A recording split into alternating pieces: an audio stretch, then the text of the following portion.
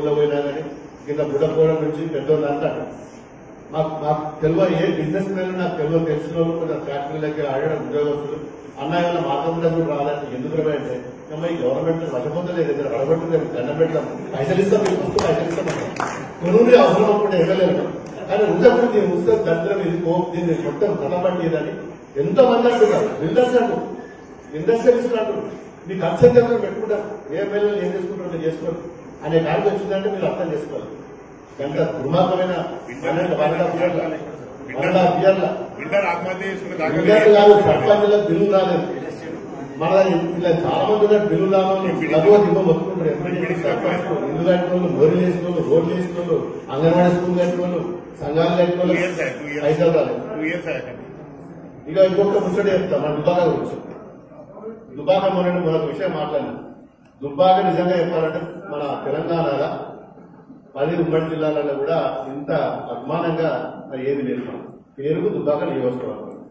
ప్రజాస్వామ్యములో ఇలాంటి వ్యాఖ్యలకి తావులేదు. సంపూర్ణమైనటువంటి మద్దతు మా ఎమ్మెల్యేలకు ఉంది. ప్రజల మద్దతు కూడా మాకు సంపూర్ణంగా ఉంది. ఇలాంటి చోటా మోటా వ్యాఖ్యలకు భయపడేది లేదు. కొత్త ప్రభాకర్ రెడ్డి గారు మరి వారేమన్నా వారికి ఉన్నటువంటి డబ్బు ఆస్తిపాస్తుల హామీతో మాట్లాడుతున్నారో తెలియదు. ఉంటుంది డెఫినెట్ గా 10 ఏళ్లు యథేచ్ఛగా దోచుకున్నారు. దాంట్లో ఇలాంటి కొత్త ప్రభాకర్ రెడ్డి కూడా అవకాశాలు వచ్చినాయి. ఆ దోపిడీ నుంచి ఇలా బయటపడుతున్నారు కాబట్టి అక్కస్తో మా ప్రభుత్వం విమర్శలు చేస్తా ఉన్నారు. ఒకటి మాత్రం వాస్తవం, ప్రజల బలమున్న ప్రభుత్వం ఇది, ప్రజల కోసమే పనిచేస్తున్న ప్రభుత్వం ఇది. ఇలాంటి బెదిరింపులు, ఇలాంటి కన్ఫ్యూజన్ స్టేట్మెంట్స్ కి తావులేదు. ప్రజలు కూడా ఇబ్బంది పడాల్సిన అవసరం లేదు. టీఆర్ఆర్ మరొక ఎమ్మెల్యే మాట్లాడుతున్నారంటే వారికి ప్రజాస్వామ్యం మీద, ఎమ్మెల్యేల మీద ఉన్న గౌరవం బయటపడతా ఉంది. ఎమ్మెల్యేలు అంటే సంతలో కొనుగోలు చేసేటువంటి వ్యక్తులు కాదు.